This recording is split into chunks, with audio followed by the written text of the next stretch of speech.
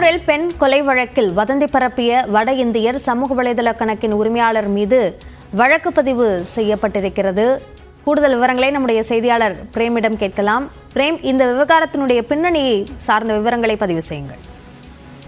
நிச்சயமாக அபிநயா, கடலூர் மாவட்டம் ஸ்ரீமுஷ்ணம் பகுதியில் கோமதி என்பவர் பாஜகவிற்கு வாக்களித்ததாகவும் இதை திமுகவினர் கேள்வி கேட்டு அவரிடம் வாக்குவாதம் செய்து தகராறில் ஈடுபட்டு அவரை கொலை செய்ததாக சமூக வலைதளத்தில் 2 நாட்களாக செய்தி என்பது பரவலாக வைரலானது. இது ஏற்கனவே நடந்து முடிந்த 19ஆம் தேதி நாடாளுமன்ற தேர்தலில் இந்த சம்பவம் நடைபெற்றதாக தற்போது பொய்யான செய்தி என்பது தற்போது பரப்பி வருவதாக கடலூர் மாவட்டத்துறை காவல்துறை சார்பில் தற்போது நடவடிக்கை மேற்கொள்ளப்பட்டிருக்கிறது.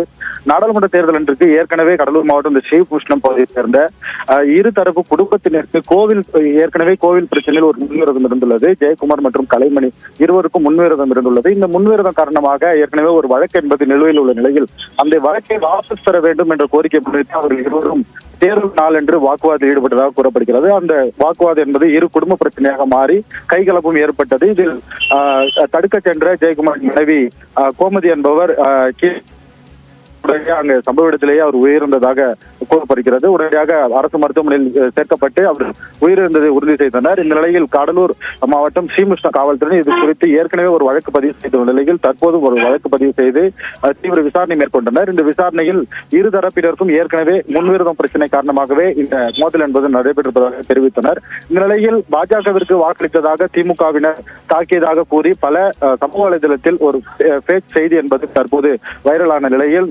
தமிழக பாஜக தலைவர் அண்ணாமலையும் இதற்கு கண்டனம் தெரிவித்து ஒரு அறிக்கையை வெளியிட்டிருந்தார். இந்த நிலையில் வட இந்தியை சேர்ந்தவர்கள் அதிக அளவில் தமிழ்நாட்டை விமர்சனம் செய்தும் திமுக விமர்சனம் செய்தும் தற்போது இந்த பொய்யான செய்தியை பரப்பி வந்ததால் தற்போது கடலூர் மாவட்ட எஸ்பி ராஜாராமன் தலைமையில் ஒரு தனிப்படை அமைத்து இன்டர்நெட்டில் யாரெல்லாம் அவதூறு பரப்புகிறார்கள் என்பது விசாரணை நடத்தப்பட்டது. அதனை ஆய்வில் வட இந்தியை சேர்ந்த 2 அக்கௌண்டுகள் மீது தற்போது வழக்கு பதிவு என்பது செய்யப்பட்டிருக்கிறது.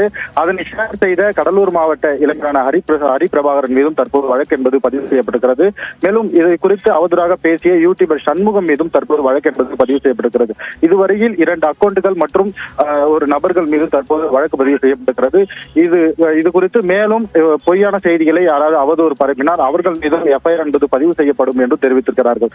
இருதரப்பினுடைய கோவில் பிரச்சனை மற்றும் இருதரப்பு குடும்ப பிரச்சனை காரணமாக நடைபெற்றதை ஒரு கட்சி சார்ந்தோ அல்லது அவதூறு பரப்பும் விதமாக பரப்பக்கூடாது என கடலூர் மாவட்ட எஸ்பி தற்போது எச்சரிக்கை விடுத்திருக்கிறார். இந்த விவகாரம் குறித்த விரிவான விவரங்களுக்கு நன்றி பிரேம்.